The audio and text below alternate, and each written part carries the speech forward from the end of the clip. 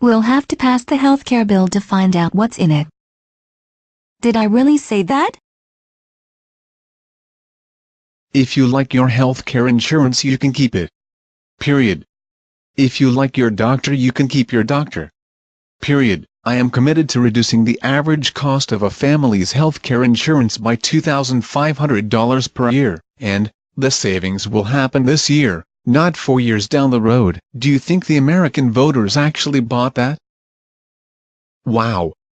We finally got the Affordable Health Care Act passed. I know it wasn't very popular with many of the voters. Harry Reid had to use Demon Pass to get it done. That's true, Mr. President. You got it passed without a single Republican vote. Yes, that is true. And, now that it is passed, we'll be able to read it so we can see what's in the bill. It was drafted by leading experts in the healthcare field. What leading experts? College professors who have never worked in the real world? Was it written by insurance companies who expect to benefit from the bill? Or was it written by, you'll have to pass it to see what's in it, Nancy Pelosi? I don't know, but I was told by my staff that it was important to my re-election.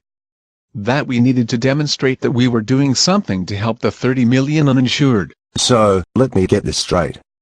You signed a bill into law that would take over 1/6 of the economy, just so you could get re-elected. Well, yes. I guess you could say that.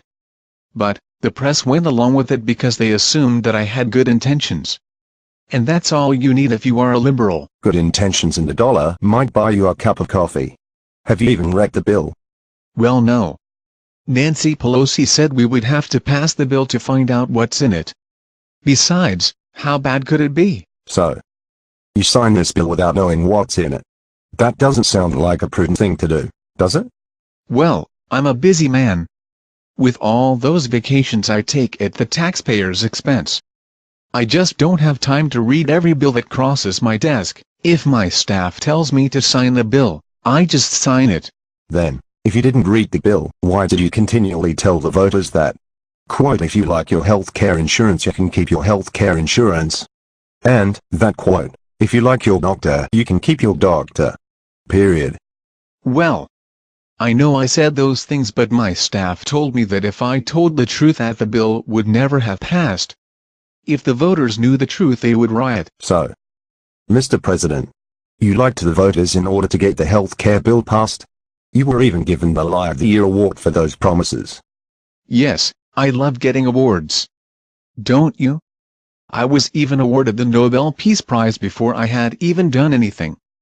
But, getting back to your question, I don't like you putting words into my mouth. Yes. I knew that millions of Americans would lose their health care insurance, but they were crappy plans anyway. Besides, I was told that they would be better off with the insurance plans that the government chose for them. That seems pretty arrogant. For you to believe that you know what's best for 100 million people who all have different situations. For 100 million people who have different medical needs. Many of whom need specialists that won't be able to participate in the medical exchanges. But you are forgetting that I'm King Obama. I mean President Obama. I only have my subjects, I'm sorry, my country's best interests at heart. We all know that Americans are not real intelligent.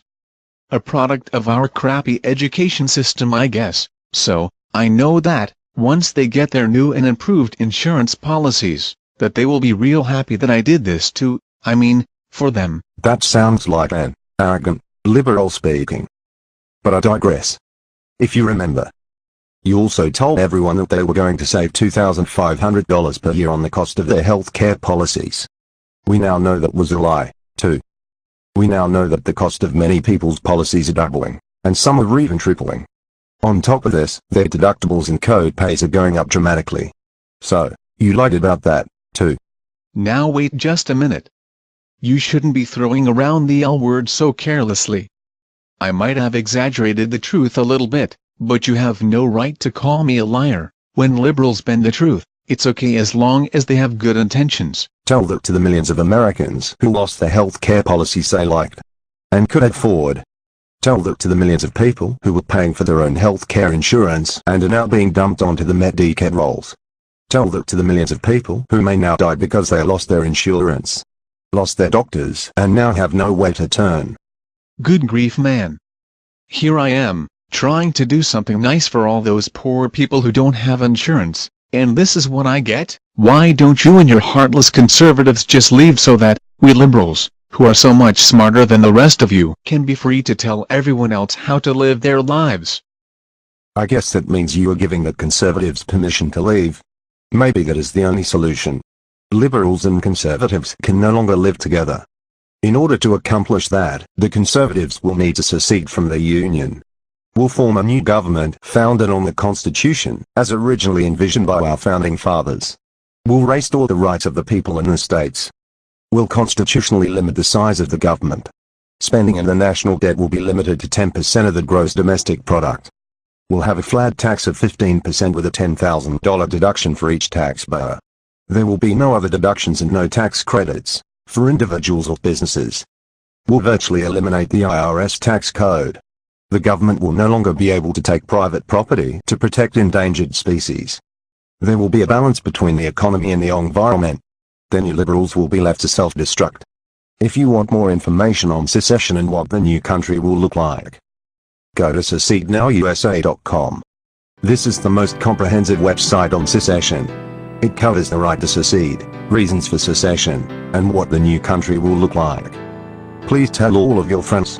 We need to take action now, before the United States implodes.